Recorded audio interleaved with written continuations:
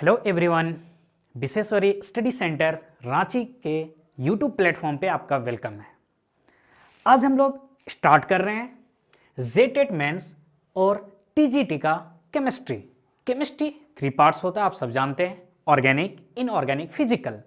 तो ये इनऑर्गेनिक का कोऑर्डिनेशन केमिस्ट्री आज हम लोग स्टार्ट करेंगे। आप जब सिलेबस देखिएगा तो ये चैप्टर 4 होगा। 4 टॉपिक है आपके सिलेबस में, क्या क्या? Double and complex salt, Werner theory, effective atomic number और लास्ट वैलेंस बॉन्ड थ्योरी। तो आज हम लोग क्या कंप्लीट यहां पे करेंगे? 2 टॉपिक कंप्लीट करेंगे, डबल एंड कॉम्प्लेक्स सॉल्ट और दूसरा वर्नर थ्योरी। लेकिन इस टॉपिक को कंप्लीट तभी माना जाएगा जब हम लोग लिगेंड्स के बारे में अच्छे से समझेंगे, क्योंकि लिगेंड्स हम नहीं जानेंगे तो फिर हम आगे स्टडी यानी वैलेंस बॉन्ड थ्योरी हम कर ही नहीं सकते हैं। हम लोग सीखेंगे कैसे ऑक्सीडेशन नंबर और कोऑर्डिनेशन नंबर निकाला जाता है, और हम लोग कुछ प्रीवियस ईयर क्वेश्चन को यहां पे सॉल्व करेंगे। ये लेक्चर नंबर 1 होगा। ये 2 लेक्चर में हम लोग कोऑर्डिनेशन केमिस्ट्री को कंप्लीट करेंगे। तो चलिए स्टार्ट करते हैं। तो देखिए, एक्चुअली कोऑर्डिनेशन कंपाउंड होता क्या है? सबसे पहले समझिए कोऑर्डिनेट क्या होता है। अगर आप क्रिकेट खेलते होंगे, अगर 2 प्लेयर बैटिंग कर रहा है तो दोनों के बीच में अगर कोऑर्डिनेशन अच्छा नहीं है तो रन आउट हो सकता है, यानी दोनों के बीच में कोऑर्डिनेशन अच्छा होना चाहिए। आप अपने घर में देखिए, मम्मी पापा में अगर कोऑर्डिनेशन अच्छा नहीं है कोई ऐसा बात को लेके तो दोनों लड़ाई करेंगे, झगड़ जाएंगे। आप अपने भाई के साथ उलझ जाते कोई ऐसा पॉइंट लेके, अगर कोऑर्डिनेशन अच्छा नहीं हो तो। इसी टाइप से बहुत सारा एटम मिलता है तो उनके बीच में अगर कोऑर्डिनेशन अच्छा है तो कोऑर्डिनेशन कंपाउंड बनता है। लेकिन कोऑर्डिनेशन कंपाउंड और अगर हम डिटेल में देखें तो हीमोग्लोबिन जो होता है क्या होता है? आयरन का कोऑर्डिनेशन कंपाउंड होता है। क्लोरोफिल क्या है? एक मैग्नीशियम का कोऑर्डिनेशन कंपाउंड है। विटामिन B12 क्या है? कोबाल्ट का कोऑर्डिनेशन कंपाउंड है। तो बहुत ही इंपॉर्टेंट है, डेली लाइफ में भी, मेडिसिन में यूज होता है, टेक्सटाइल वगैरह में यूज होता है।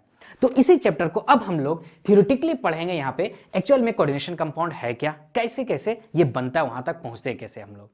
तो कोऑर्डिनेशन कंपाउंड पढ़ने से पहले हम लोग को जानना होगा एडिशनल कंपाउंड क्या होता है। एडिशनल कंपाउंड तो देखिए, additional compound they are formed by combination of two or more stable compound in stoichiometric ratio। क्या कहना चाह रहा है? एडिशनल कंपाउंड क्या है? मान लेते एक सॉल्ट है और ये दूसरा सॉल्ट है, ये दोनों सॉल्ट मान लेते हैं। यहां पे ध्यान दीजिए, यहां पे क्या है? एक सॉल्ट है।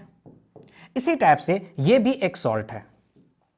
इन दोनों सॉल्ट को क्या किया जाता है? मिक्स किया जाता है। क्या किया जाता है? मिक्स किया जाता है, यानी इसे हम लोग इसमें मिला रहे हैं और ये यहां पे मिला रहे हैं।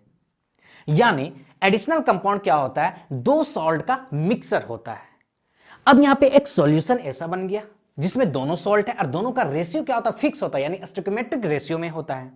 अब इसे हम हिट कर रहे हैं। हिट करेंगे तो क्या होगा? जो यहां पे वाटर है वो वेपर बन के बाहर चला जाएगा और यहां पे क्रिस्टल का फॉर्मेशन होगा। क्या होगा?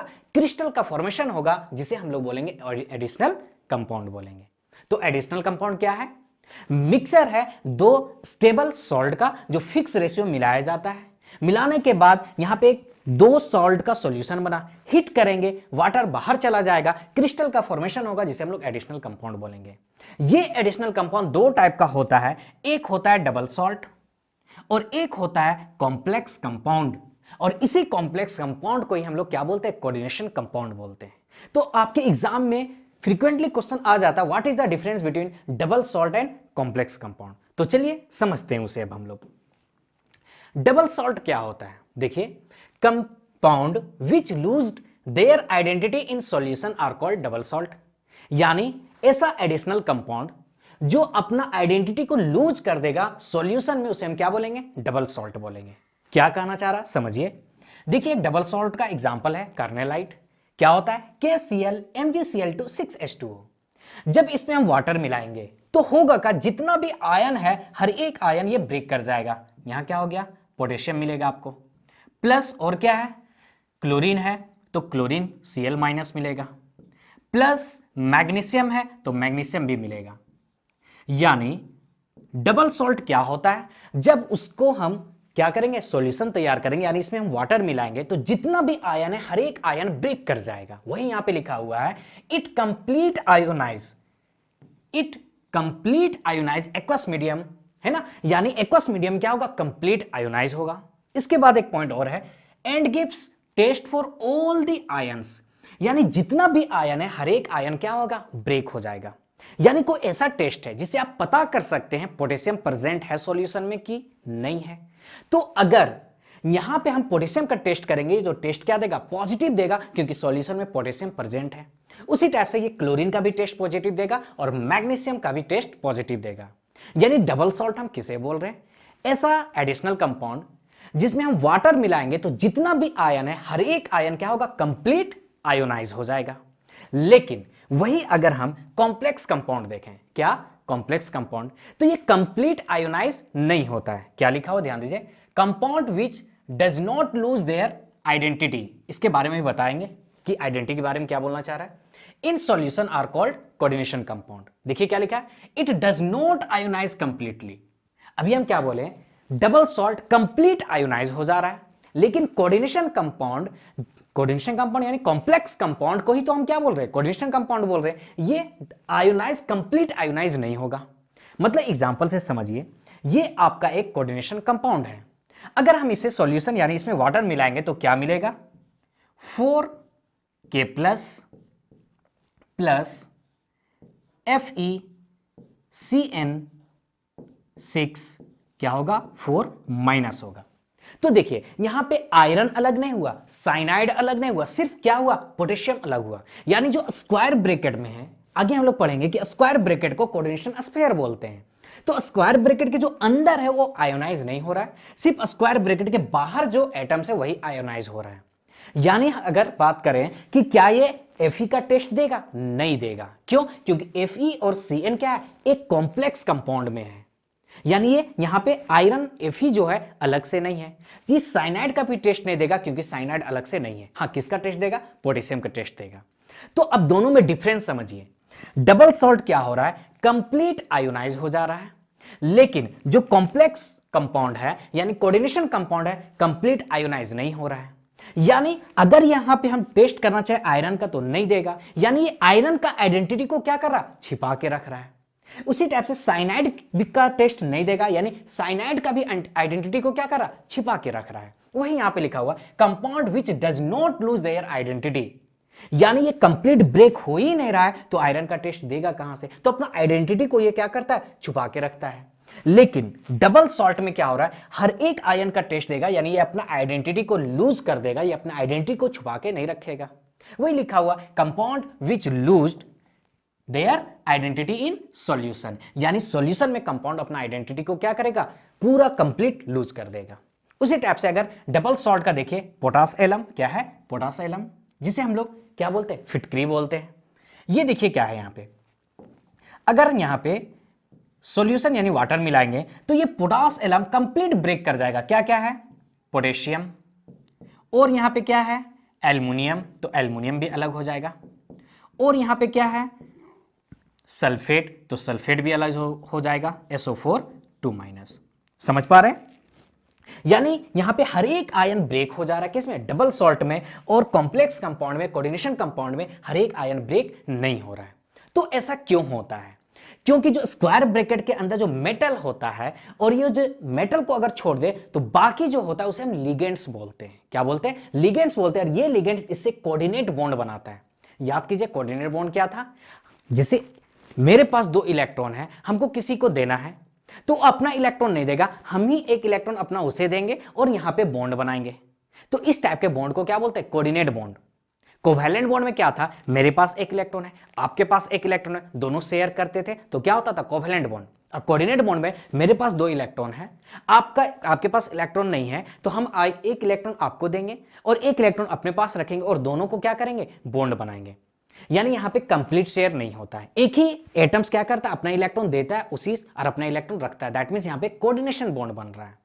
तो यहां पे अगर हम कोऑर्डिनेशन कंपाउंड का अगर डेफिनेशन देखें तो क्या है, complex compound in which metal atoms are bonded to a number। ध्यान दीजिए, complex compound in which the metal atoms bonded to a number of anion, यानी ये anion भी हो सकता है, न्यूट्रल भी हो सकता है, by sharing of electron, sharing, लेकिन ये शेयर कैसे कर रहा है? कोवेलेंट बॉन्ड के जैसा नहीं, अपना ही इलेक्ट्रॉन दे रहा, अरे एक इलेक्ट्रॉन अपने पास रख रहा है।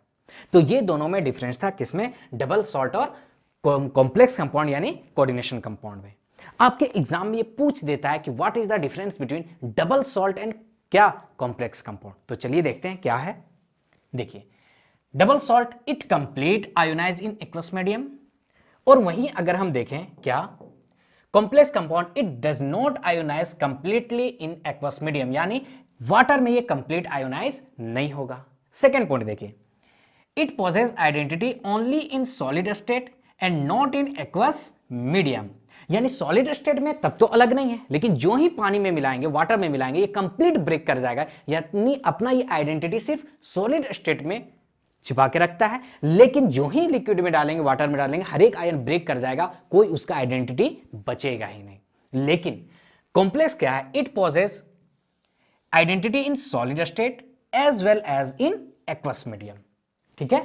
थर्ड डिफरेंस देखिए, it gives test for all the constituent ion, यानी डबल सॉल्ट क्या हो रहा है? कंप्लीट आयोनाइज हो जा रहा है, तो ये हर एक आयन का टेस्ट देगा।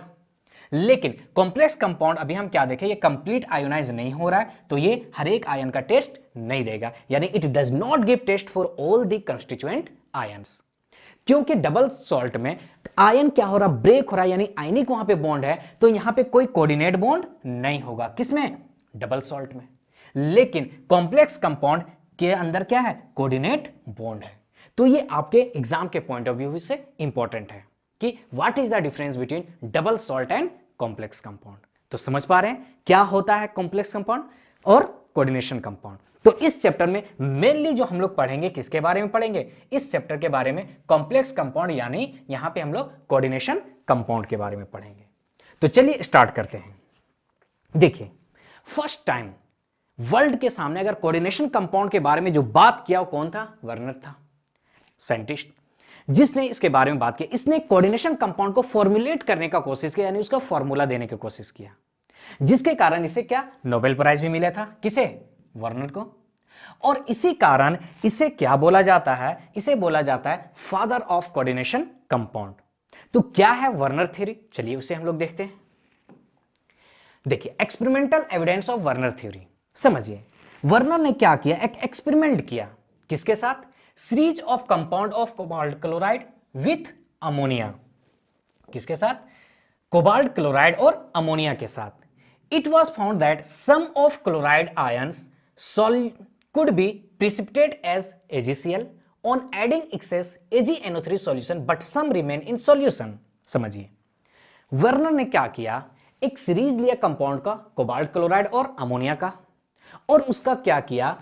एक्सेस AgNO3 के साथ रिएक्शन कराया। तो उसने क्या देखा? क्लोरीन का कुछ आयन Ag के साथ रिएक्ट करके, यानी AgCl बनके प्रिसिपिटेट हो रहा था, और कुछ आयन क्लोरीन का कुछ आयन प्रिसिपिटेट नहीं हो रहा था, ये सॉल्यूशन में था। पर हम डिटेल में समझते हैं, फिर आपको शॉर्ट में इसको अच्छे से समझा देंगे। तो कुछ आयन क्या हो रहा था? पीपीटी का फॉर्मेशन कर रहा था, AgCl, और कुछ जो क्लोरीन था उस सॉल्यूशन में था। तो कैसे ही पहचाना कि क्लोरीन पीपीटी का फॉर्मेशन कर रहा, कुछ क्लोरीन क्या है? सॉल्यूशन में है। तो इसने क्या किया? आपके एनसीईआरटी में देखिएगा लिखा हुआ, इसने कंडक्टिविटी को मेजरमेंट किया। किसको? कंडक्टिविटी को, क्योंकि हम जानते हैं कंडक्टिविटी का मेजरमेंट कौन बताएगा? आयंस बताएगा। तो जब देखा किसी सॉल्यूशन का कंडक्टिविटी ज्यादा यानी उसमें आयंस ज्यादा है, किसी का कंडक्टिविटी कम है यानी उसमें आयंस कम है, तो इससे इसने क्या किया? पता लगाया कि यहां पे जो बॉन्ड हो रहा है, हर एक क्लोरीन यानी सारा AgCl यानी सारा क्लोरीन पीपीटी का फॉर्मेशन नहीं कर रहा है, कुछ क्लोरीन क्या है? सॉल्यूशन में। आइए इसका एक्सपेरिमेंट को देखते हैं। यहां पे ध्यान दीजिए। फर्स्ट देखिए, 1 मोल क्या लिया? Cobalt, 3 chlorine, 6 ammonia. यानी कोबाल्ट के पास अभी कितना मॉलिक्यूल है? अगर मॉलिक्यूल बात करें तो 6 अमोनिया और 3 क्लोरीन यानी 9 मॉलिक्यूल। जब इसने एक्सेस AgNO3 से रिएक्शन कराया, तब देखिए क्या मिला? 3 मोल AgCl मिला। क्या मिला? 3 मोल AgCl। देखिए कोबाल्ट के पास कितना मॉलिक्यूल था? 6 अमोनिया था और 3 क्लोरीन। तो 3 क्लोरीन तो डोनेट कर दिया, लेकिन 6 अमोनिया अभी भी इसके पास बचा हुआ है। इस बात को समझिएगा अभी, ठीक है। सेकेंड देखिए, COCl3 5 NH3, यानी अभी कोबाल्ट के पास 5 मॉलिक्यूल अमोनिया और 3 मॉलिक्यूल क्या है? क्लोरीन है। टोटल कितना है? 8 है। जब इसने एक्सेस AgNO3 से रिएक्शन कराया तो 2 मोल AgCl मिला। कितना? 2 मोल AgCl। तो अब देखिए है कितना? 5 अमोनिया 3 क्लोरीन, यानी टोटल कितना 8। 8 में 2 मोल एजीसीएल पीपीटी का फॉर्मेशन दे दिया, तो बचा कितना 6, यानी अभी भी इसके पास क्या है 6 मॉलिक्यूल कोबाल्ट के पास है। तो इस एक्सपेरिमेंट से उसने क्या देखा कि कोबाल्ट जो है 2 टाइप का वैलेंसी शो कर रहा है। एक वैलेंसी हमेशा मेंटेन कर रहा है वो, यानी यहां भी कोबाल्ट के पास अभी भी 6 है और यहां पे भी 6 है। और सेकेंड वैलेंसी क्या हो रहा है, आयोनाइज हो रहा है। क्या हो रहा है, आयोनाइज हो रहा है। इस बात को समझिए, यहीं से कंसेप्ट आगे आएगा किसका, प्राइमरी वैलेंसी का और सेकेंडरी वैलेंसी का। देखिए क्या बोल रहे हैं, 1 मोल COCl3 6 अमोनिया गिव्स 3 मोल AgCl। तो उसको हम इस टाइप से लिख सकते हैं। अभी हम लोग क्या देखें, कोऑर्डिनेशन कंपाउंड में वही आयोनाइज होगा जो कोऑर्डिनेशन स्फीयर के बाहर होगा। तो इसे जब हम Ag एक्सेस किससे, AgNO3 से रिएक्शन कराएं, किससे, AgNO3 से, तो देखिए क्या मिला, CONH3 का होल 6 +3 और 3Cl क्या पीपीटी का फॉर्मेशन क्या किसके साथ, AgCl के साथ। तो यहां पे देखिए 6 अमोनिया कोबाल्ट के पास अभी प्रेजेंट है। फर्दर जब 1 मोल Cl3 5 अमोनिया लिया तब क्या मिला, किससे रिएक्शन कराएं, AgNO3 के साथ में रिएक्शन कराएं। तब देखिए हम लोगों को क्या मिला, CONH3 का होल 5 Cl और Cl2 मॉलिक्यूल यहां पे पीपीटी का फॉर्मेशन किया, किसके साथ, AgCl के साथ। किसके साथ, AgCl के साथ।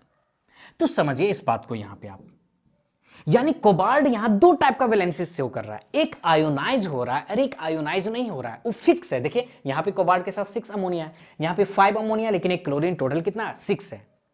तो जस्ट लाइक डेली लाइफ में देखिए आपका कुछ फ्रेंड होगा, कुछ ऐसा फ्रेंड होगा जो आपके मुसीबत भी आएगा तो आपके साथ हमेशा खड़ा रहेगा, और कुछ फ्रेंड मतलबी होगा, आपके पास परेशानी आएगा तो आपको छोड़ देगा। उसी टाइप से कोबाल्ट के पास देखिए 6 मॉलिक्यूल ये अपने पास हमेशा रख रहा है, तो जिसे हम लोग यहां पे वर्नर ने इसे क्या बोला, सेकेंडरी वैलेंसी बोला, और जो आयोनाइज हो जा रहा उसे उसने क्या बोला, प्राइमरी वैलेंसी बोला। क्या बोला, प्राइमरी वैलेंसी।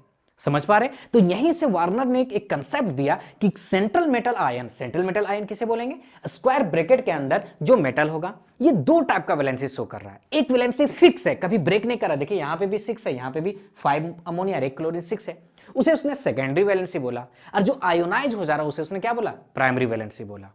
और एक एग्जांपल इसी एक्सपेरिमेंट में देखिए, 1 मोल COCl3 4 मॉलिक्यूल ऑफ अमोनिया। तो देखिए यहां पे क्या मिला, 1 मोल AgCl मिला। क्या मिला, 1 मोल AgCl, यानी ये ब्रेक कैसे हुआ, देखिए CONH3 का होल 4 और यहां पे आपके पास क्या है, Cl2 है प्लस क्लोरीन आयन Cl-1, तो यहां पे क्या होगा, +1।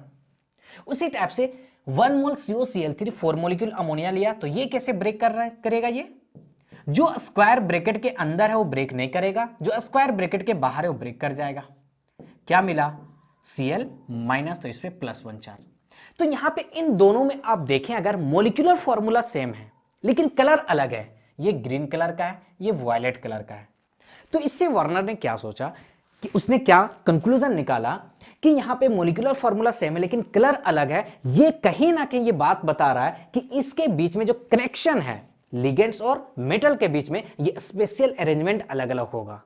मतलब इससे उसने क्या कंक्लूजन दिया कि कोऑर्डिनेशन कंपाउंड आइसोमेरिज्म शो करेगा। ये बहुत ही इंपॉर्टेंट था, समझ पा रहे हैं। तो अब आते हैं कि वार्नर का पोस्टुलेट क्या था, उसने इस एक्सपेरिमेंट से क्या क्या हम लोगों को बताया। फर्स्ट देखिए क्या, in coordination compound metal show 2 type of linkage यानी वैलेंसी, कौन कौन, प्राइमरी और सेकेंडरी, यानी मेटल 2 टाइप का वैलेंसी शो करता है, प्राइमरी वैलेंसी और सेकेंडरी वैलेंसी।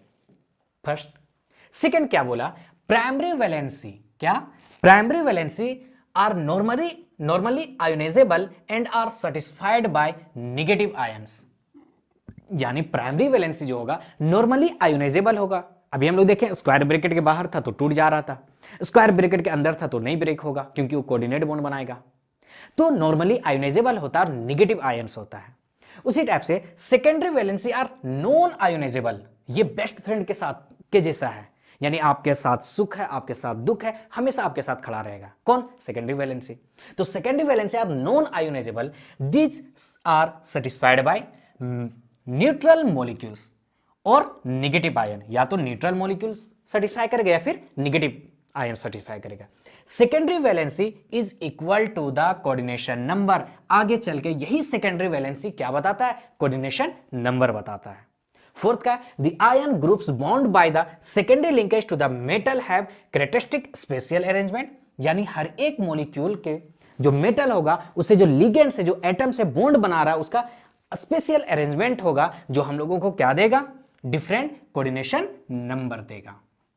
तो ये था पोस्टुलेट किसका? वर्नर थ्योरी का। लेकिन आपके एग्जाम में मेन आ जाता है क्या? प्राइमरी वैलेंसी और सेकेंडरी वैलेंसी में क्या डिफरेंस है। तो अब तक हम क्या देखें? प्राइमरी वैलेंसी आगे चल के ये बताता है मेटल का, सेंट्रल मेटल का ऑक्सीडेशन नंबर। क्या बताता है? मेटल का, सेंट्रल मेटल आयन का ऑक्सीडेशन नंबर। लेकिन सेकेंडरी वैलेंसी बताता है कोऑर्डिनेशन नंबर। क्या बताता है? Coordination number. अब देखिए पूरा वार्नर थ्योरी को हम शॉर्ट में आपको समझाने की कोशिश कर रहे हैं। ध्यान दीजिए, मान लीजिए है K4 FeCN का होल 6, ये है। देखिए एक जो होता है स्क्वायर ब्रैकेट के अंदर इस मेटल के साथ कोऑर्डिनेट बॉन्ड बनाता है। जैसे साइनाइड इस स्क्वायर ब्रैकेट के अंदर है तो साइनाइड मेटल को अपना लोन पे डोनेट करेगा और कोऑर्डिनेट बॉन्ड बनाएगा। समझ पा रहे? तो एक होता है जो मेटल के साथ कोऑर्डिनेट बॉन्ड बनाता है, वही यहां पे सेकेंडरी वैलेंसी बता रहा है।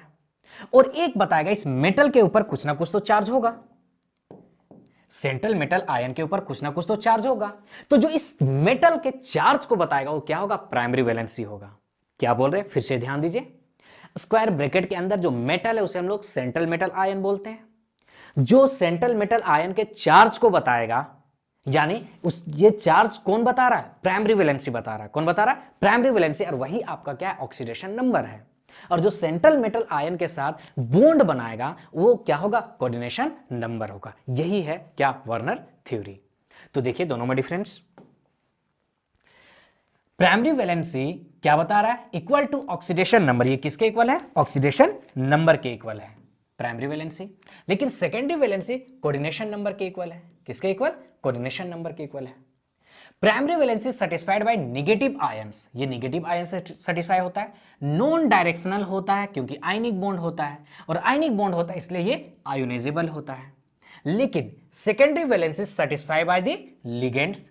लिगेंड से ये टूटता नहीं है इसलिए डायरेक्शनल है, यानी ये कोऑर्डिनेट बॉन्ड बताएगा और ये नॉन आयोनाइजेबल होगा। प्राइमरी वैलेंसी क्योंकि टूट जा रहा है तो क्या ये कोऑर्डिनेशन कंपाउंड के ज्योमेट्री के बारे में बात कर सकता है? नहीं। तो प्राइमरी वैलेंसी कोई हेल्प नहीं करेगा कोऑर्डिनेशन कंपाउंड के ज्योमेट्री को लेके। लेकिन जो सेकेंडरी वैलेंसी ये आपको बताएगा कोऑर्डिनेशन कंपाउंड का ज्योमेट्री। अगर हम रिप्रेजेंट करें तो primary valency co dot line से रिप्रेजेंट करते हैं और सेकेंडरी वैलेंसी को सॉलिड लाइन से रिप्रेजेंट करते हैं। तो ये दोनों में डिफरेंस था, किसमें? प्राइमरी वैलेंसी और सेकेंडरी वैलेंसी में। तो उम्मीद करते हैं वार्नर थ्योरी आपको समझ में आया होगा। एक यहां पे बच गया वार्नर थ्योरी का रिप्रेजेंटेशन। चलिए रिप्रेजेंट करते हैं CONH3 का होल 5 Cl2। तो अभी हम आपको क्या बताएं कि कोबाल्ट का सेकेंडरी वैलेंसी कितना है? 6 है। और 6 यानी सेकेंडरी वैलेंसी को हम लोग किससे रिप्रेजेंट करते हैं? सॉलिड लाइन से। और primary valency co dot line से। तो देखिए कोबाल्ट के पास 5 मॉलिक्यूल अमोनिया है, 2 मॉलिक्यूल क्या है? क्लोरीन है। तो कोबाल्ट का सेकेंडरी वैलेंसी कितना है? 6। यानी 6 बॉन्ड को हमको क्या दिखाना होगा? सॉलिड लाइन से। किससे दिखाना होगा? सॉलिड लाइन से। तो चलिए दिखाते हैं। 1 कहीं पे दिखाए कोई फर्क नहीं पड़ता, 3 4 5 6। चलिए यहां पे अमोनिया देते हैं NH3। कितना मॉलिक्यूल? 5 है अमोनिया, तो दीजिए 5 NH3 और ये आपका NH3 हुआ। और एक क्या? क्लोरीन, क्योंकि टोटल कोऑर्डिनेशन नंबर कितना है? 6 है, तो 6 सॉलिड लाइन से। लेकिन प्राइमरी वैलेंसी क्या था? नेगेटिव आयंस को सेटिस्फाई करता था। तो नेगेटिव आयन 2 क्लोरीन है और इसको हम लोग डॉट डॉट लाइन से रिप्रेजेंट करेंगे। किससे? डॉट लाइन से। तो यानी एक क्लोरीन ये आपका किसे बता रहा है? प्राइमरी वैलेंसी को बताएगा। किसे बता रहा है? प्राइमरी वैलेंसी को। लेकिन ये क्लोरीन सेकेंडरी वैलेंसी के साथ साथ प्राइमरी वैलेंसी भी बता रहा है, इसलिए इसे हम सॉलिड के साथ साथ क्या करेंगे? यहाँ पे इसे हम डॉट लाइन से भी रिप्रेजेंट करेंगे। तो इस टाइप से रिप्रेजेंट किया जाता है किसे, कोऑर्डिनेशन कंपाउंड को। आपके एनसीईआरटी में रिप्रेजेंटेशन नहीं है वार्नर थ्योरी का, आपको ये अच्छे से एक बार रिपीट करके देखिए, समझ में आ जाएगा, ज्यादा इस पे टाइम नहीं देना है। तो ये था आपका वार्नर थ्योरी का रिप्रेजेंटेशन।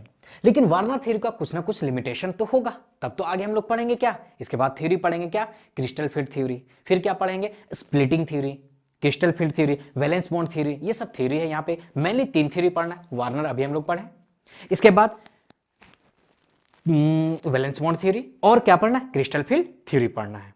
लेकिन अब यहां पे क्योंकि वार्नर थ्योरी कुछ ना कुछ तो गलत हुआ होगा, तब तो आया आपका वैलेंस बॉन्ड थ्योरी। तो क्या इसका लिमिटेशन था उसे देख लीजिए, कहां पे ये लिमिटेशन, चलिए, limitation of Warner theory, it could not explain inability of all metal to form coordination compound. यानी हर एक मेटल कोऑर्डिनेशन कंपाउंड नहीं बना रहा है, क्यों नहीं बना रहा है इसके बारे में ये बता पाया कौन, वार्नर। और क्या क्या नहीं बता पाया कि बहुत सारा कोऑर्डिनेशन कंपाउंड कलर शो करता है, मैग्नेटिक बिहेवियर शो करता है, ऑप्टिकल आइसोमेरिज्म शो करता है, ये सब क्यों करता है, ये सब के बारे में कुछ नहीं बता पाया कौन, वार्नर थ्योरी। अब हम लोग आते हैं इसके बाद के टॉपिक पे, some important term of coordination compound. यानी अब हम लोग देख रहे हैं कोऑर्डिनेशन कंपाउंड का कुछ इंपॉर्टेंट टर्म्स, इसके बिना ना ही थ्योरी समझ में आएगा, ना ही इसका हम आईयूपैक नेम कर सकते हैं। तो चलिए समझते हैं कुछ इंपॉर्टेंट टर्म को, ध्यान दीजिए। आते पहले हम समझते हैं लिगेंड्स। लिगेंड्स क्या होता है, ध्यान दीजिए, द डोनर एटम और ion which donate a pair of electron to the central metal ions. यानी जो सेंट्रल मेटल एटम्स को या सेंट्रल मेटल आयंस को जो इलेक्ट्रॉन पेयर डोनेट करेगा उसे हम क्या बोलेंगे, लिगेंड्स बोलेंगे। क्या बोलेंगे, लिगेंड्स बोलेंगे। और जो ये डोनेट कर रहा है उसे जो एक्सेप्ट करेगा उसे हम सेंट्रल मेटल आयंस बोलेंगे। ठीक है, जो इलेक्ट्रॉन पेयर डोनेट किया लिगेंड्स, जो एक्सेप्ट किया सेंट्रल मेटल एटम्स या सेंट्रल मेटल आयंस। और इन दोनों को जब स्क्वायर ब्रैकेट में लिखते हैं उसे हम बोलते हैं कोऑर्डिनेशन एंटिटीज। क्या बोलते हैं, कोऑर्डिनेशन एंटिटीज। आइए समझते हैं कोऑर्डिनेशन एंटिटीज को, ध्यान दीजिए। ये आपका स्क्वायर ब्रैकेट है, स्क्वायर ब्रैकेट के अंदर हमेशा एक ही मेटल होगा, जैसे यहां पे क्या है, निकेल है। तो इस निकेल को क्या बोलेंगे, CMI यानी सेंट्रल मेटल आयंस। अब स्क्वायर ब्रैकेट के अंदर एक मेटल होगा, बाकी सब जो भी होगा लिगेंड्स होगा। वो न्यूट्रल भी हो सकता है, नेगेटिव भी हो सकता है। तो मेटल के अलावा जो भी है उसे हम क्या बोलेंगे, लिगेंड्स बोलेंगे। क्या बोलेंगे, लिगेंड्स बोलेंगे। और जब सेंट्रल मेटल आयन और लिगेंड्स को एक साथ स्क्वायर ब्रैकेट में लिखते हैं इसे हम बोलते हैं कोऑर्डिनेशन एंटिटीज। समझ पा रहे हैं, क्या बोले, स्क्वायर ब्रैकेट के अंदर हमेशा आपको एक मेटल मिलेगा जिसे हम क्या बोलेंगे, सेंट्रल मेटल आयंस बोलेंगे। और सेंट्रल मेटल आयंस को छोड़ दीजिए, स्क्वायर ब्रैकेट में कुछ भी है, सेंट्रल मेटल आयन के अलावा जो भी है वो क्या है, लिगेंड्स है। और इन दोनों को स्क्वायर ब्रैकेट के अंदर लिखते हैं उसे बोलते हैं कोऑर्डिनेशन एंटिटीज बोलते हैं। ठीक है, अब देखिए यहां पे होता क्या है, ये जो लिगेंड से अपना लोन पेयर डोनेट करता है मेटल को, और मेटल लोन पेयर को एक्सेप्ट करता है। इसीलिए यहां पे क्या लिखा हुआ है, क्योंकि ये एक्सेप्ट कर रहा है इसलिए सेंट्रल मेटल आयन क्या होता है, act as Lewis acid. Ligands lone pair donate किया है इसलिए it act as Lewis base की तरह काम करता है। तो ये 3 टर्म आपको समझ में आ गया होगा, coordination entity, central metal ion और क्या, लिगेंड्स। आइए नेक्स्ट देखते हैं, डेंटिसिटी। समझिए अभी हम क्या बोले हैं, सेंट्रल मेटल आयन को लिगेंड्स क्या कर रहा है, कोऑर्डिनेट बॉन्ड बना रहा है। कोई ऐसा होता है जो एक कोऑर्डिनेट बॉन्ड बनाएगा, कुछ लिगेंड्स 2 कोऑर्डिनेट बॉन्ड बनाएगा। तो यहां पे डेंटिसिटी उसी को बता रहा है, क्या, the number of donor atom present in a ligands is called denticity. तो जो एक कोऑर्डिनेट बॉन्ड बना रहा है उसे हम यूनिडेंटेड बोलते हैं, यानी ओनली 1 डोनर एटम। और जो 2 कोऑर्डिनेट बॉन्ड बना रहा है उसे हम क्या बोलते हैं, बाइडेंटेड बोलते हैं। क्या बोलते हैं, बाइडेंटेड। एग्जांपल क्या है, इथाइलिन डाइएमीन। अभी हम लोग इसे डिटेल में देखेंगे। आइए अब मोनोडेंटेड लिगेंड्स समझिए। मोनोडेंटेड देखिए बहुत इंपॉर्टेंट है, नोमेनक्लेचर में, स्ट्रक्चर, आइसोमेरिज्म बनाने में, थ्योरी समझने में बहुत इंपॉर्टेंट है। तो लिगेंड्स को समझना बहुत जरूरी है। तो मोनोडेंटेड लिगेंड यानी ये कितना कोऑर्डिनेट बॉन्ड बना रहा है, सेंट्रल मेटल आयन के साथ सिंगल कोऑर्डिनेट बॉन्ड बना रहा है। तो क्या है, सल्फेट SO4 2-। देखिए चार्ज 2 है लेकिन कोऑर्डिनेट बॉन्ड 1 बनाएगा। कार्बोनेट CO3 2-, चार्ज 2 है लेकिन एक कोऑर्डिनेट बॉन्ड बनाएगा। उसी टाइप से chlorine, bromine, fluorine Cl-, Br-, F-। लेकिन जब इस पे नेगेटिव चार्ज भी 1 है और ये एक कोऑर्डिनेट बॉन्ड भी बना रहा है, लेकिन जब इसे हम नाम लिखेंगे तो क्लोरीन को हम लोग क्या लिखेंगे, फ्लोरिडो लिखेंगे। सॉरी, क्लोरीन को क्या लिखेंगे, क्लोरिडो, ब्रोमीन को ब्रोमिडो, फ्लोरीन को फ्लोरिडो। इसी टाइप से हाइड्रोक्साइड OH माइनस को हाइड्रोक्सीडो। अमोनिया का फॉर्मूला क्या होता है, NH3। एक हाइड्रोजन निकाल दीजिए, क्या बचा, NH2 माइनस, इसे हम एमिडो बोलते हैं। एक और हाइड्रोजन निकाल दीजिए, NH-2, इसे हम इमिडो बोलते हैं। एक और हाइड्रोजन निकाल दीजिए, N-3, इसे हम नाइट्रिडो बोलते हैं। लेकिन N3-1 को क्या बोलते हैं, एजिडो बोलते हैं। और ऑक्सीजन पे 2 नेगेटिव, ऑक्सीडो, सुपर ऑक्सीडो, पर ऑक्सीडो, ये सब आप जान रहे होंगे। मेनली देखिए आपको क्या याद रखना है, ये सब आपको याद रखना है, ये सब ध्यान दीजिए, बस इतना काफी है। ठीक है, ये सब ऐसा मोनोडेंटेड लिगेंड है जिसपे क्या है, चार्ज प्रेजेंट है। समझ पा रहे हैं। अब आते हैं नेक्स्ट, देखिए ये भी आपका मोनोडेंटेड लिगेंड है, लेकिन सब important neutral monodentate ligand. Coordinate bond बना रहा है, सिंगल बना रहा है, लेकिन इस पे कोई चार्ज नहीं है। तो हम लोग यहां पे याद कीजिए, वाटर को H2O, यहां पे जब हम लोग इसका नेमिंग करेंगे तो वाटर को एक्वा बोलेंगे। क्या बोलेंगे, वाटर को एक्वा बोलेंगे। इसी टाइप से अमोनिया को क्या बोलेंगे, एमाइन बोलेंगे। अमोनिया को क्या बोलेंगे, एमाइन। याद कीजिए, यहां पे जब हम लोग नेमिंग रखेंगे तो आपको ये याद रखना है कि नाइट्रोजन अमोनिया को एमाइन डबल M लिखते हैं। क्या लिखते हैं, डबल M लिखते हैं। तो क्या हुआ ये, एमाइन। CO कार्बोनाइल होता है, PH3 फोस्फीन होता है, और NO नाइट्रोसाइल होता है। इतना आपको ऐसा मोनोडेंटेड लिगेंड, ये सब आपको याद रखना है। जो होता है तो एक, यानी कोऑर्डिनेट बॉन्ड तो सिंगल बना रहा है, लेकिन इन सब पे कोई चार्ज नहीं होता है। तो वाटर को हम हमेशा क्या लिखेंगे, एक्वा लिखेंगे। NH3 को एमाइन लिखेंगे, CO को कार्बोनाइल लिखेंगे, NO को क्या लिखेंगे, नाइट्रोसाइल लिखेंगे। क्या लिखेंगे, नाइट्रोसाइल। तो ये क्या है, न्यूट्रल मोनोडेंटेड लिगेंड्स। आइए, क्या है बाइडेंटेड लिगेंड्स। बाइडेंटेड लिगेंड्स समझिए, ये क्या करेगा, सेंट्रल मेटल के आयन के साथ 2 कोऑर्डिनेट बॉन्ड बनाएगा। इसमें 2 बहुत ही फेमस है। एक हो गया इथाइलिन डायमीन, जिसे हम लोग शॉर्ट में EN लिखेंगे। क्या लिखेंगे, EN। और सेकंड क्या, ऑक्सलेटो, जिसे हम शॉर्ट में OX लिखेंगे। दोनों को थोड़ा समझते हैं। इथाइलिन डायमीन, देखिए इथाइलिन डायमीन यानी CH2, 1,2 डायमीन यानी एक NH2 इस कार्बन पे, एक NH2 इस कार्बन पे है। तो ये आपका क्या हो गया, इथाइलिन 1,2 डायमीन। मान लीजिए यहां पे कोई सेंट्रल मेटल आयंस होगा, M से रिप्रेजेंट करते हैं। तो ये क्या करेगा, एक कोऑर्डिनेट बॉन्ड इससे बनाएगा, इस नाइट्रोजन से, और एक कोऑर्डिनेट इस नाइट्रोजन से बनाएगा। तो देखिए इथाइलिन डायमीन कितने कोऑर्डिनेट बॉन्ड बना रहा है, 2 कोऑर्डिनेट बॉन्ड बना रहा है। ठीक है, लेकिन एक बात हमेशा याद रखिएगा, इस पे कोई नेगेटिव या पॉजिटिव चार्ज नहीं है। EN पे कोई चार्ज नहीं होता, और ये बाइडेंटेड लिगेंड होता है। समझ पा रहे हैं। आइए इसी टाइप से ऑक्सलेटो को देखें। ऑक्सलेटो क्या होता है, ध्यान दीजिए, CO माइनस। तो यहां पे देखिए 2 नेगेटिव चार्ज है। अगर यहां पे कोई मेटल होगा, ध्यान दीजिए ये मेटल, तो ये क्या करेगा, एक इससे कोऑर्डिनेट बॉन्ड बना रहा है, एक इससे कोऑर्डिनेट बॉन्ड बना रहा है। तो ये कोऑर्डिनेट बॉन्ड बनाया। लेकिन ऑक्सलेटो में देखिए 2 नेगेटिव चार्ज है, दोनों बाइडेंटेड। कौन कौन, EN और OX बाइडेंटेड।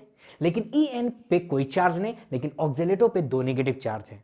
इसे कंपाउंड के फॉर्म में कैसे लिखा जाएगा, 2 कार्बन है तो ये C2, 4 ऑक्सीजन है तो O4 2-, ये होगा।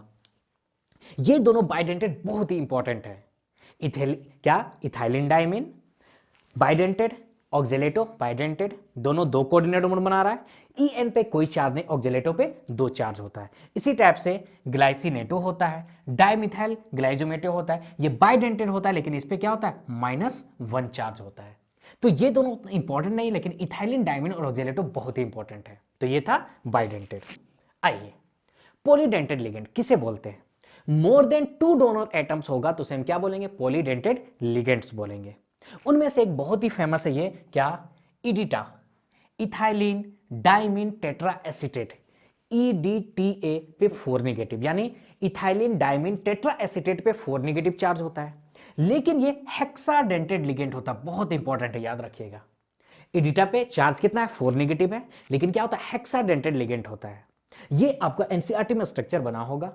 हेक्साडेंटेड क्या होता है, देखिए 4 तो ऑक्सीजन के साथ कोऑर्डिनेट बॉन्ड बनाएगा, और 2 किसके साथ, नाइट्रोजन के साथ बनाएगा। यानी हेक्साडेंटेड और इडिटा पे चार्ज कितना होता है, 4 नेगेटिव होता है। एक वर्ड आपको एनसीईआरटी मिलेगा, चीलेट लिगेंड्स या किलेट लिगेंड्स, जो पढ़ना है कोई फर्क नहीं पड़ता। When a die or polydentate ligands use its two or more donor atoms simultaneously to bind a single metal ion, it is said to be a chelate ligands।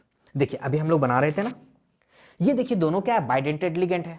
जब metal के साथ ये लिगेंड जब कोऑर्डिनेट बॉन्ड बना रहा है तो देखिए यहाँ एक क्या है, एक यहाँ पे क्लोज चेन बना, तो इसी को हम क्या बोलते हैं, चीलेट बोलते हैं। इसी टाइप से देखिए जो बना रहा है, ये क्या बन रहा है, क्लोज चेन बन रहा है, तो इसे हम क्या बोलते हैं, चीलेट बोलते हैं। क्या बोलते हैं, चीलेट या फिर किलेट, जो बोलना है कोई फर्क नहीं पड़ता है। समझ पा रहे हैं? तो ये था आपका बाइडेंटेड और पॉलीडेंटेड। आइए, एम्बिडेंट लिगेंड किसे बोलते हैं? ऐसा लिगेंड्स जो बोथ साइड से कोऑर्डिनेट बॉन्ड बना सकता है, लेकिन एक टाइम में एक ही कोऑर्डिनेट बॉन्ड बनाएगा, ये याद रखिएगा। जस्ट लाइक एग्जांपल देखिए, नाइट्रिटो, यहां पे ध्यान दीजिए, नाइट्रिटो जब ये कोऑर्डिनेट बॉन्ड नाइट्रोजन के साथ बना रहा है तो उसे हम क्या बोल रहे हैं, नाइट्रिटो एन बोल रहे हैं। लेकिन जब यही NO2 ऑक्सीजन के साथ बना रहा है तो इसे हम नाइट्रिटो O बोलते हैं। लेकिन एक टाइम में या तो नाइट्रोजन के साथ बनाएगा या फिर ऑक्सीजन के साथ बनाएगा, यानी एक टाइम में एक ही कोऑर्डिनेट बॉन्ड बनाएगा। तो ऐसा मॉलिक्यूल जो जिसके पास डोनर एटम दो होता है, जैसे यहां पे नाइट्रोजन भी डोनेट कर सकता है और ऑक्सीजन भी, दोनों कोऑर्डिनेट बॉन्ड बना सकता है, लेकिन एक टाइम में एक ही बनाएगा, तो उसे हम क्या बोलते हैं, एम्बिडेंट लिगेंड बोलते हैं। उसी टाइप से एक और एग्जांपल है क्या, SCN। क्या है, SCN। ये भी यहां पे ध्यान दीजिए, जब सल्फर कोऑर्डिनेट बॉन्ड बनाता है उसे हम क्या बोलते हैं, थियोसाइनेटो S बोलते हैं, और जब नाइट्रोजन कोऑर्डिनेट बॉन्ड बनाता है उसे हम थियोसाइनेटो N बोलते हैं। कभी कभी SCN जब सल्फर से बनाएगा थियोसाइनेटो, नाइट्रोजन से बनाएगा तो आइसोथियोसाइनेटो। उसी टाइप से जब ऑक्सीजन से बनाता है तो इसे आइसोनाइट्रिटो भी बोलते हैं। समझ पा रहे हैं? तो एम्बिडेंट लिगेंड क्या होता है, एक टाइम में एक ही कोऑर्डिनेट बॉन्ड बनाएगा, लेकिन इसके पास डोनर एटम क्या होता है, दो होता है। समझ पा रहे हैं? तो ये आपका हुआ एम्बिडेंट लिगेंड्स। अब समझिए कोऑर्डिनेशन नंबर या फिर कोऑर्डिनेशन स्फीयर। तो ध्यान दीजिए, कोऑर्डिनेशन नंबर क्या होता है, अभी हम आपको थोड़ा सा वार्नर थ्योरी में बताए थे। कोऑर्डिनेशन नंबर जो सेंट्रल मेटल आयन के साथ में कोऑर्डिनेट बॉन्ड बनाएगा वही होगा कोऑर्डिनेशन नंबर। समझ पा रहे हैं? थोड़ा सा समझिए, यहां पे देखिए आप, ये एक मेटल्स है, स्क्वायर ब्रैकेट के अंदर के मेटल को हम क्या बोले थे, सेंट्रल मेटल एटम्स या फिर सेंट्रल मेटल आयंस बोले थे। यहां तक ठीक है? स्क्वायर ब्रैकेट में सेंट्रल मेटल आयन को छोड़ दीजिए, बाकी जो भी है मेरा क्या है, लिगेंड्स है। क्या है, लिगेंड्स, यानी यहां पे CN क्या है, लिगेंड्स है। क्या है, लिगेंड्स। देखिए जो साइनाइड होता है एक कोऑर्डिनेट बॉन्ड बनाएगा, तो साइनाइड एक कोऑर्डिनेट बॉन्ड बनाया, यहां पे कितने साइनाइड है, 6 साइनाइड है, यानी यहां पे 6 कोऑर्डिनेट बॉन्ड बना रहा है। तो ये जो 6 किसे रिप्रेजेंट कर रहा है, ये रिप्रेजेंट कर रहा है कोऑर्डिनेशन नंबर को। ये 6 किसे रिप्रेजेंट कर रहा है, कोऑर्डिनेशन नंबर को। किसे, कोऑर्डिनेशन नंबर को, कोऑर्डिनेशन नंबर। और स्क्वायर ब्रैकेट के बाहर जो एटम्स होगा, जो आयंस होगा, जैसे ये स्क्वायर ब्रैकेट, उसके बाहर क्या है, पोटेशियम, इसे हम बोलते हैं काउंटर आयन। इसे हम क्या बोलते हैं, काउंटर आयन बोलते हैं, काउंटर आयंस बोलते हैं। तो उम्मीद करते ही आपका क्लियर हो रहा होगा। स्क्वायर ब्रैकेट के अंदर को मेटल को सेंट्रल मेटल आयन, मेटल को छोड़ दिए जो भी है बाकी लिगेंड्स कहलाएगा। लिगेंड जो कोऑर्डिनेट बॉन्ड बना रहा है, तो साइनाइड एक कोऑर्डिनेट बॉन्ड बनाता है, 6 है, तो ये यहां पे कोऑर्डिनेशन नंबर कितना हुआ, ये कोऑर्डिनेशन नंबर आपका 6 हुआ। और स्क्वायर ब्रैकेट के बाहर जो भी मेटल हो क्या है, काउंटर आयन है।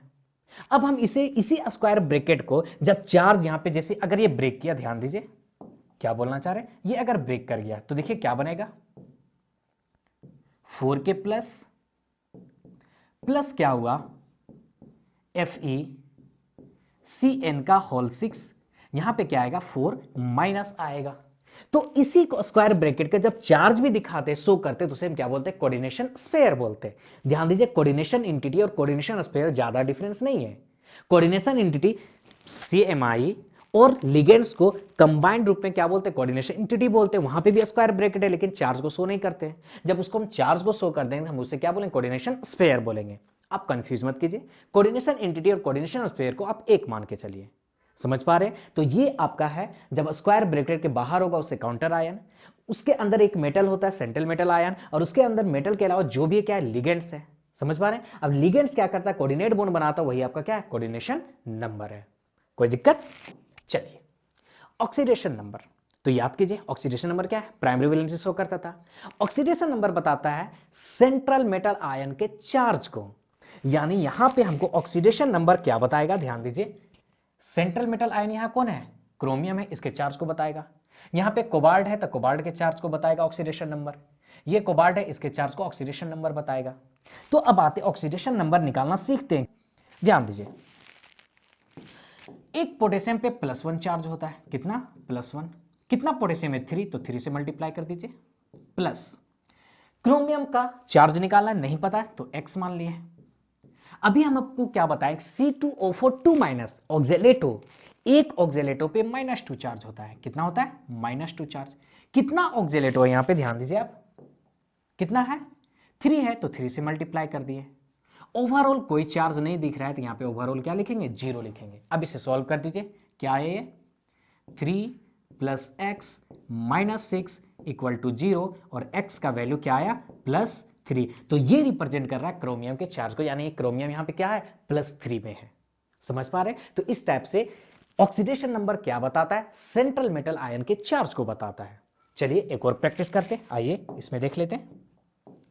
कोबाल्ट का निकालना है, चलिए इसे मान लेते हैं क्या, x प्लस एक क्लोरीन पे कितना होता है, -1 चार्ज। देखिए यहां पे एक क्लोरीन है, यहां पे एक क्लोरीन, तो एक क्लोरीन पे -1 चार्ज हुआ। टोटल क्लोरीन कितना है, 2 है तो 2 से मल्टीप्लाई कर लीजिए। En क्या, इथेन 1,2 डायमीन, अभी तो बताएं ये बाइडेंटेड होता है लेकिन कोई चार्ज नहीं होता है तो 0। ओवरऑल कोई चार्ज नहीं दिख रहा है तो यहां पे क्या होगा, 0 होगा। तो x -2 = 0, तो x का वैल्यू क्या आया, +2 आया, यानी यहां पे CO पे क्या है, +2 चार्ज है। तो यही इसका क्या है, ऑक्सीडेशन नंबर है। क्या है, ऑक्सीडेशन नंबर। उसी टाइप से एक और है तो इसे भी देख लेते, चलिए। कोबाल्ट का निकालना है ऑक्सीडेशन नंबर, नहीं पता, x मान लिए। अमोनिया पे कोई चार्ज नहीं होता है, 0। CO3 2- क्या है, कार्बोनेट, एक कार्बोनेट पे -2 चार्ज होता है तो -2। प्लस क्लोरीन पे क्या होता है, -1 चार्ज होता है तो -1। ओवरऑल कोई चार्ज नहीं है तो =0। तो देखिए क्या आया, x -2 - 1 = 0, तो x = क्या आ गया, +3। तो ये +3 इसका क्या है, ऑक्सीडेशन नंबर है। क्या है, ऑक्सीडेशन नंबर। अगर इसी में हम आपको बोले कि इसका कोऑर्डिनेशन नंबर क्या होगा, तो आइए, C2O4 2-, एक C2O4 2 कोऑर्डिनेट बॉन्ड बनाता है। तो यहां पे आप ध्यान दीजिए, क्या बोले, C2O4 बाइडेंटेड लिगेंड था, तो एक C2O4 2 कोऑर्डिनेट बॉन्ड बना रहा है, तो कितना C2O4 है, 3 है। दैट मींस यहां पे इसका कोऑर्डिनेशन नंबर क्या हो जाएगा, कोऑर्डिनेशन नंबर क्या हो जाएगा, 6 हो जाएगा, क्योंकि एक ऑक्सिलेटो 2 बना रहा है तो 3 है तो 6 बनाएगा। आइए यहां पे कोऑर्डिनेशन नंबर देखते हैं। यहां पे देखिए, एक क्लोरीन, अभी बताए थे क्लोरीन मोनोडेंटेड होता है तो एक कोऑर्डिनेट बॉन्ड बनाएगा। En, इथेन 1,2 डायमीन, बाइडेंटेड है, यानी एक En 2 कोऑर्डिनेट बॉन्ड बना रहा है, कितना है, 2 En है, यानी 4 हुआ। और एक क्लोरीन 5, यानी यहां पे अगर हम कोऑर्डिनेशन नंबर का इसका बात करें तो कितना आ गया, 5 आएगा। कितना आएगा, 5 आएगा। उसी टाइप से यहां पे देखिए, अमोनिया, अमोनिया मोनोडेंटेड लिगेंड होता है, 5 है तो 5 कोऑर्डिनेट बॉन्ड बनाया। कार्बोनेट CO3 भले ही -2 चार्ज है लेकिन क्या बताएं, एक कोऑर्डिनेट बॉन्ड बनाता है, तो 5 अमोनिया एक कार्बोनेट, तो यहां पे इसका कोऑर्डिनेशन नंबर कितना हो गया, 6 होगा। कितना हो गया, 6 हो गया। तो इस टाइप से आज हम लोग अच्छे से सीखे कोऑर्डिनेशन नंबर निकालना और ऑक्सीडेशन नंबर निकालना। जो कोऑर्डिनेशन नंबर निकाल रहे हैं, वार्नर थ्योरी, ये सेकेंडरी वैलेंसी से आया। जो हम लोग ऑक्सीडेशन नंबर निकाले, ये प्राइमरी वैलेंसी से आया। तो इस टाइप से आज हम लोग कंप्लीट किए क्या, जो हम लोग का मेन टॉपिक था। आइए एक बच गया, इसे देख लेते हैं। कोऑर्डिनेशन पॉलीहेड्रॉन क्या होता है, the special arrangement of the ligand atom which are directly attached to the central atom और ions define a coordination polyhedron about the central atoms. यानी अभी जो CMI बोले, सेंट्रल मेटल आयंस, और जो उसे कोऑर्डिनेट बॉन्ड बना, इसका स्पेसिफिक ज्योमेट्री होता है। उसी ज्योमेट्री को जो 3D में रिप्रेजेंट करते हैं उसे हम क्या बोलते हैं, कोऑर्डिनेशन पॉलीहेड्रॉन बोलते हैं। थोड़ा सा देखते हैं, क्योंकि हम लोग फिर से इसे वैलेंस बॉन्ड थ्योरी और क्रिस्टल फील्ड थ्योरी में अच्छे से समझेंगे, लेकिन थोड़ा यहां पे देख लेते हैं। अगर कोऑर्डिनेशन नंबर मेरा 4 आया, तो जब हम आगे देखेंगे इसका हाइब्रिडेशन sp3 आप पढ़े होंगे कहां पे, 11th में पढ़े होंगे केमिकल बॉन्डिंग में। लेकिन कभी कभी हाइब्रिडेशन dsp2 भी होता है। क्यों होता है, जब हम लोग CFT पढ़ेंगे तो वहां पे अच्छे से समझेंगे। जब 4 होगा तो हाइब्रिडेशन, जब कोऑर्डिनेशन नंबर 4 होगा, अगर हाइब्रिडेशन sp3 है तो इसका ज्योमेट्री होगा टेट्राहेड्रल। क्या होगा, टेट्राहेड्रल। और जब कोऑर्डिनेशन नंबर 4 है और हाइब्रिडेशन dsp2 है तो उसका ज्योमेट्री क्या होगा, स्क्वायर प्लेनर होगा। और ये स्ट्रक्चर किसका है, ध्यान दीजिए, ये है स्ट्रक्चर टेट्राहेड्रल का। किसका, टेट्राहेड्रल का। देखिए ये स्ट्रक्चर टेट्राहेड्रल का है और ये स्ट्रक्चर किसका है, स्क्वायर प्लेनर का है। चलिए उसी टाइप से अगर कोऑर्डिनेशन नंबर 6 आया तो हाइब्रिडेशन sp3d2 होगा या फिर d2sp3 होगा। डिटेल में पढ़ेंगे, डोंट वरी। क्या sp3d2 या फिर d2sp3, इन दोनों केस में ज्योमेट्री क्या होता है, ऑक्टाहेड्रल होता है और इसका स्ट्रक्चर इस टाइप से इसका ज्योमेट्री बनेगा। तो ये था हम लोगों का क्या, कंप्लीट आज हम लोग जो सीखे क्या इस लेक्चर में, यानी कोऑर्डिनेशन कंपाउंड के बारे में, उसके लिगेंड्स के बारे में। एक और एग्जांपल यहां पे देख रहे, होमोलैप्टिक और हेटेरोलाइटिक कॉम्प्लेक्स से बोलते हैं। अभी हम क्या बोलता है, स्क्वायर ब्रैकेट के अंदर जो मेटल है, सेंट्रल मेटल आयंस, उसके अलावा जो भी है क्या है, लिगेंड्स है। क्या है, लिगेंड्स। अगर सेम टाइप का लिगेंड्स है तो क्या कहलाएगा, होमोलैप्टिक कॉम्प्लेक्स कहलाएगा। और अगर डिफरेंट टाइप का लिगेंड्स है तो क्या कहलाएगा, हेटेरोलैप्टिक कॉम्प्लेक्स कहलाएगा। तो देखिए यहां पे FeCN का होल 6, यानी यहां पे साइनाइड लिगेंड है, 6 साइनाइड है, यानी जितना भी लिगेंड है सब साइनाइड है, एक टाइप का है। इसे क्या हम बोलेंगे, homoleptic complex. Second example heteroleptic complex. देखिए यहां पे कोबाल्ट के साथ लिगेंड्स क्या क्या है, अमोनिया है और क्या है, क्लोरीन है, यानी डिफरेंट डिफरेंट लिगेंड है। तो ये क्या हुआ, हेटेरोलैप्टिक कॉम्प्लेक्स हुआ। बहुत इजी है। सेंट्रल मेटल आयन के साथ सेम टाइप का लिगेंड्स है, होमोलैप्टिक। डिफरेंट डिफरेंट टाइप का लिगेंड्स है, हेटेरोलैप्टिक। काउंटर आयन बता चुके हैं, स्क्वायर ब्रैकेट के बाहर जो भी आयन है उसे हम क्या बोलते हैं, काउंटर आयंस बोलते हैं। अब हम लोग कुछ प्रीवियस ईयर क्वेश्चन को सॉल्व करते हैं। तो आइए क्वेश्चन क्या है, which of the flowing show zero conductance in solution. आप देखिए ये क्वेश्चन कहां से है। ये क्वेश्चन आप डबल एंड कॉम्प्लेक्स सॉल्व भी ले सकते हैं, वार्नर थ्योरी से भी ले सकते हैं। याद कीजिए होता क्या है, समझिए। मान लीजिए कोई कंपाउंड था, एग्जांपल लेते हैं K4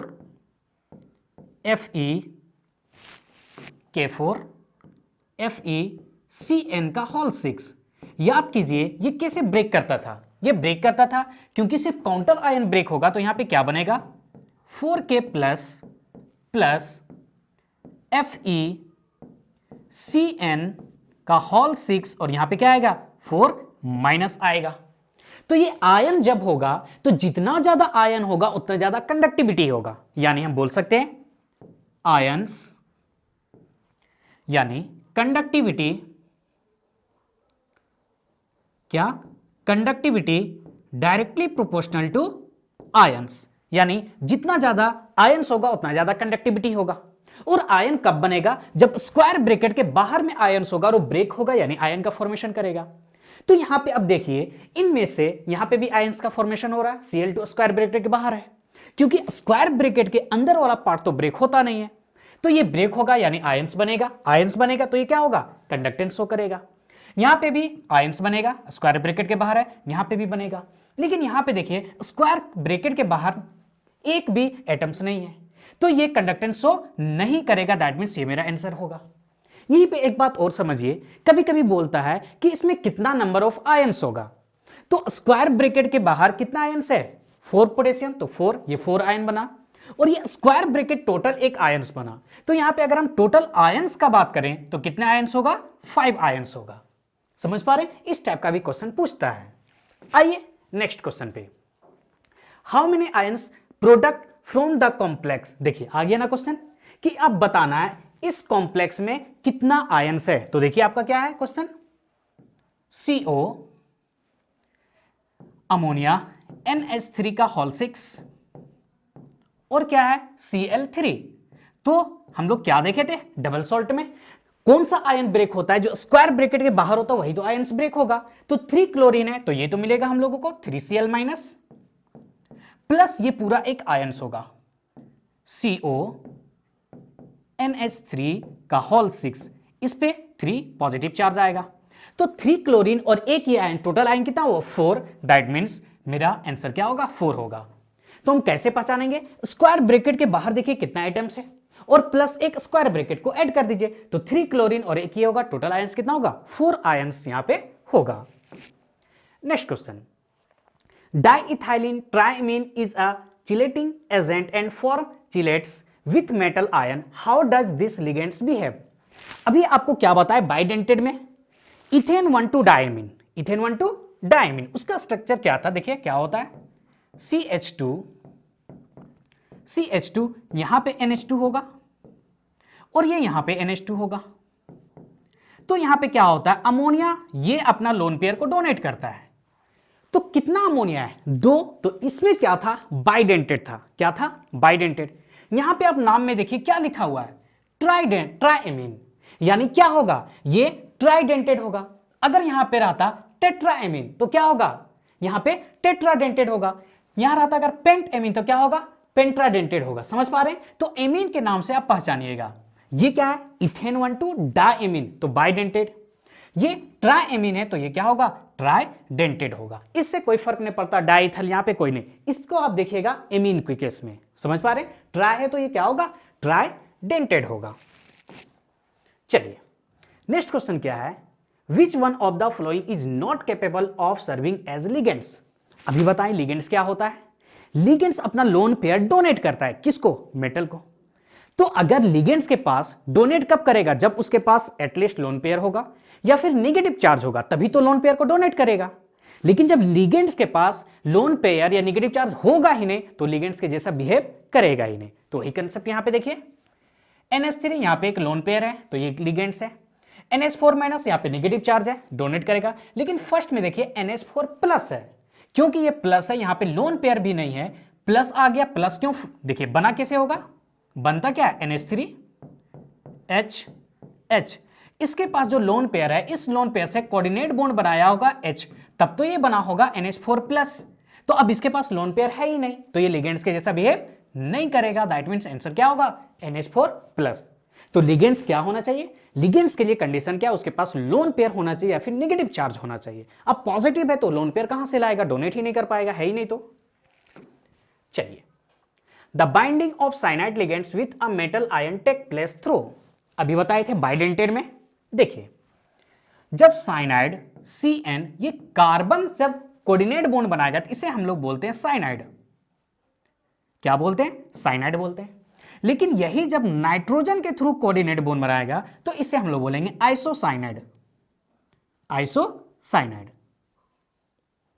समझ पा रहे हैं। तो नाइट्रोजन के थ्रू रहेगा तो आइसोसाइनाइड, कार्बन के थ्रू रहेगा तो क्या होगा, साइनाइड कहलाएगा। तो आंसर क्या होगा, किससे ये बनाएगा लिगेंड्स, कार्बन के साथ, तब तो साइनाइड होगा। नाइट्रोजन आंसर कब होता, जब ये आइसोसाइनाइड होता, ठीक है। चलिए नेक्स्ट क्वेश्चन देखिए, which of the following is chelate ligands. समझिए चिलेट कब बोलते हैं, चिलेट या किलेट जो बोलना है, दैट मैटर। समझिए ये जब हम तभी बोलेंगे जब मेटल को लिगेंड्स क्या करेगा, लोन पेयर डोनेट करेगा, और एटलीस्ट 2 बाइडेंटेड होना चाहिए, क्योंकि यहां पे क्लोज चेन बनना चाहिए। तो यहां पे देखिए एसीटेट क्या होता है, CH3 COO माइनस, एक CH3 COO माइनस, एक यहां पे कोऑर्डिनेट बॉन्ड बनाएगा। ये साइनाइड भी एक ही कोऑर्डिनेट बॉन्ड बनाता है, अमोनिया भी एक ही कोऑर्डिनेट बॉन्ड बनाता है, तो यहां पे क्लोज चेन तो बनेगा नहीं। कहां पे बन जाएगा, ऑक्जेलेट में। याद कीजिए बताए थे ऑक्जेलेट क्या होता है, C2O4 2 माइनस, तो देखिए बाइडेंटेड है ना। स्ट्रक्चर क्या होता है उसको देखिए थोड़ा, CO माइनस CO माइनस, यहां पे अगर कोई मेटल है, समझिए ये मेटल है तो ये क्या करेगा, अपना लोन पेयर ये डोनेट करेगा मेटल को, यहां पे डोनेट करेगा। तो देखिए क्लोज चेन बनाना, तो क्लोज चेन बनने के लिए क्या चाहिए, समझिए 1 लाइन 2 लाइन 3 लाइन, समझिए क्या बोल रहे हैं। क्लोज चेन कब बनेगा, कम से कम 3 लाइन होना चाहिए। तो एक तो मेटल है, तो एक यहां पे एक यहां पे, दैट मीन्स हम क्या कहना चाह रहे हैं कि चिलेटिंग तब फॉर्मेशन होगा एटलीस्ट कम से कम बाइडेंटेड होना चाहिए। ट्राइडेंटेड में फॉर्म होगा, पेंटाडेंटेड में भी होगा, लेकिन कम से कम बाइडेंटेड होना चाहिए। और इन 3 केस में देखिए क्या है, मोनोडेंटेड लिगेंड है, किस केस में, एसीटेट में, साइनाइड में और अमोनिया में। लेकिन ऑक्जेलेट क्या है, बाइडेंटेड है, यानी क्लोज चेन बनना, यानी चिलेट का फॉर्मेशन करेगा। तो आंसर क्या होगा, सी इसका आपका आंसर हो जाएगा। चलिए नेक्स्ट देखिए, इडिटा बताए थे बहुत ही इंपॉर्टेंट होता है। इडिटा क्या होता है, ED टी ए, इस पे कितना नेगेटिव चार्ज होता है? 4 नेगेटिव चार्ज होता है। लेकिन बताए थे क्या ये क्या होता है? हेक्साडेंटेड लिगेंड होता है। क्या होता है? Hexadentate ligand. तो याद रखिएगा इसका एडिटर का कोऑर्डिनेशन नंबर क्या होता है? 6 होता है, हेक्साडेंटेड होता है। क्या होता है? हेक्साडेंटेड लिगेंड होगा। ठीक है, फुल फॉर्म क्या होगा? Ethylene diamine tetra acetate. Ethylene diamine tetra acetate. इस पे 4 नेगेटिव चार्ज होता है, लेकिन ये कोऑर्डिनेट बॉन्ड कितना बनाता है? 6 बनाता है, इसलिए से क्यों? ये हेक्साडेंटेड लिगेंड होता है। तो ये बहुत इंपॉर्टेंट है, याद रखिएगा। चलिए, तो इस टाइप से आज हम लोग कंप्लीट किए कोऑर्डिनेशन केमिस्ट्री का लेक्चर नंबर 1। आपको कैसा लगा कमेंट में बताइएगा। मिलते हैं इसका सेकंड लेक्चर के साथ। Thank you.